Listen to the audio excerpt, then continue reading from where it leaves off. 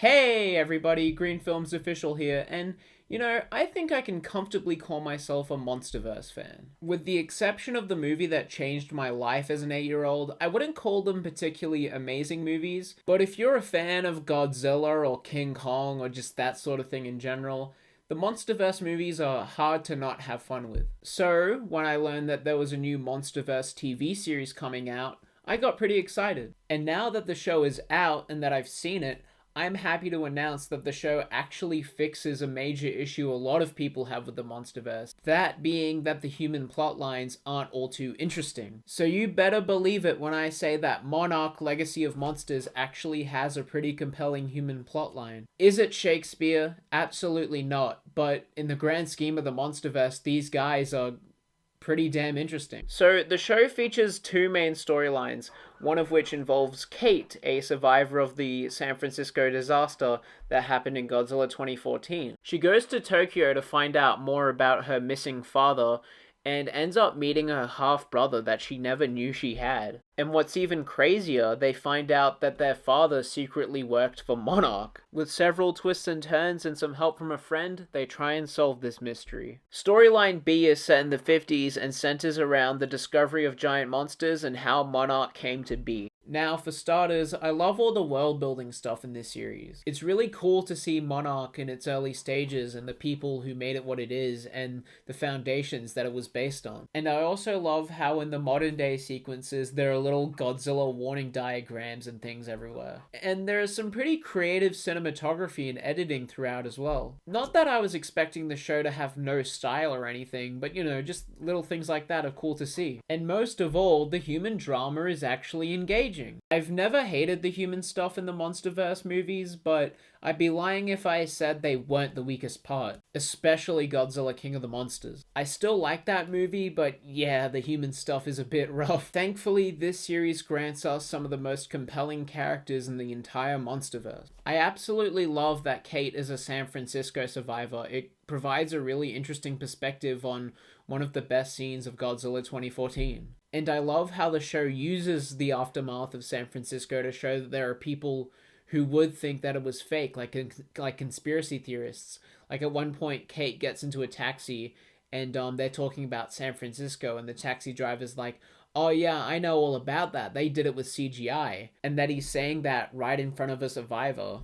Like, I do think that part of the show could have used a bit more development, but it's still like an interesting talking point. And I think the whole plot line of Kate meeting her half-brother Kentaro and realizing that her father was cheating on her mother for ages with this other woman, and how it causes her to change her perspective on her father and serves as a source of conflict between her and Kentaro. I just think it's quite interesting. My only real issue with this storyline is that the siblings argue a lot early on, which means neither of them are particularly likable straight away. They become more likable as the show goes on, but I think it's still a point worth mentioning. Kurt Russell is in the show, and not only that, he's essentially the main character since his character is the only one to be featured in both storylines.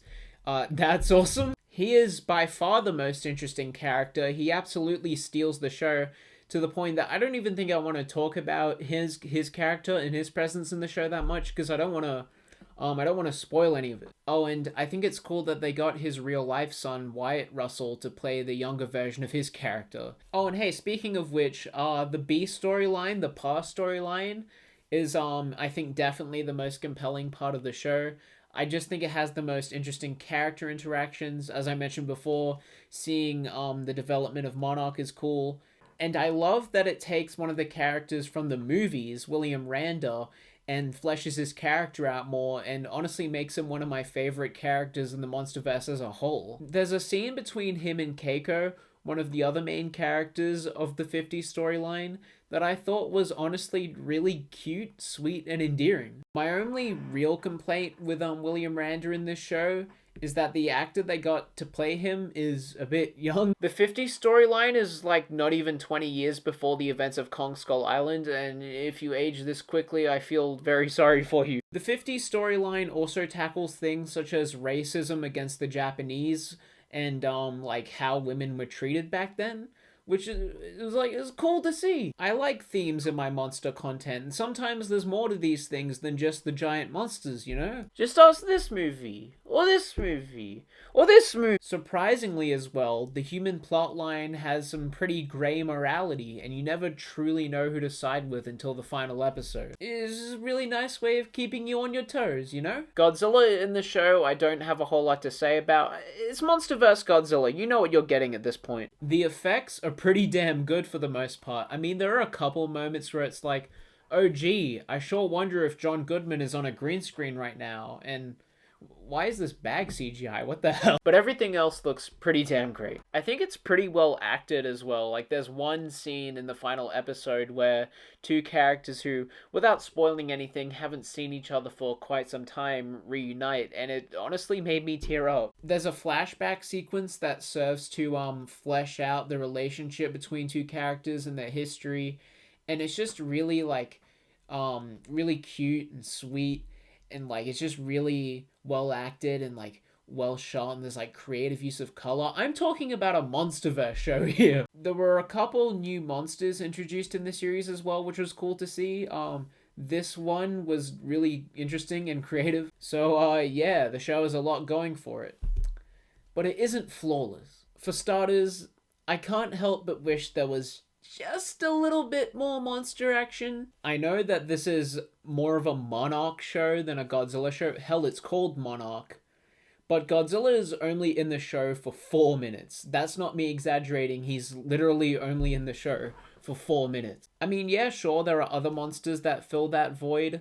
But even they aren't around for too long, and Godzilla is obviously going to be one of the main things that makes people want to watch the show. They knew what they were doing when they put him on the poster like this. I personally wasn't disappointed by the show because I knew it was going to be more about Monarch itself than giant monsters, but I can't help but feel that people who are going to watch the show in the hopes of seeing some giant monsters are probably going to be a little disappointed. The human stuff in the show is really compelling, and that's great, but I don't think it should be at the expense of the monsters. Oh, and I know I praised the acting before, but there are some moments where, like, characters will die, or, like, something fantastical will happen, and the reactions to these things just seem a little, I don't know, just underwhelming. One point in, I think, episode 4, someone that Kurt Russell's character has known for years just dies horribly, and Kurt Russell just doesn't seem all that broken up about it. Episode 7 is rough, man. It's not the worst thing in the world, but it just kind of comes across as filler, and it only really exists to explain something about Godzilla vs. Kong that I don't think needed explaining. And while I liked the A storyline, or the present day storyline, the 50s storyline was honestly a lot more engaging, and I think if the entire show was just that, it might have actually been better? Oh, but then we wouldn't have had Kurt Russell in the MonsterVerse. Shit. Again, storyline A is pretty solid overall, but storyline B is just a lot more compelling. Overall, if you're a MonsterVerse fan and you go into it with the right expectations, I think you'll really enjoy Monarch Legacy of Monsters. I mean, sure, it's not the best thing in the world, and it could have used some more monsters, but overall, it's solid, it's fun. And Kurt Russell is in it, and if you don't think that's cool, you're an ungrateful little shit. But yeah, I mean, I hope that the MonsterVerse learns the right lessons from this show and has more compelling human characters. Because if so, we might start getting some truly great MonsterVerse movies. It's kind of a shame that this show is an Apple TV Plus exclusive, because that's probably going to limit the amount of people who can actually watch it. I also think it's kind of a shame that this show removes Godzilla Awakening from MonsterVerse canon, because I always thought that was a pretty cool prequel graphic novel. But well, it's not the end of the world, and it's still a solid show overall. So anyways, I hope you enjoyed my review of Monarch Legacy of Monsters. If you did, why not leave a like and subscribe to my channel if you haven't already? Your support really helps out. I also have a Letterboxd page you can check out. Link for that is in the description below. And yeah, I'll see you in the next one. Bye!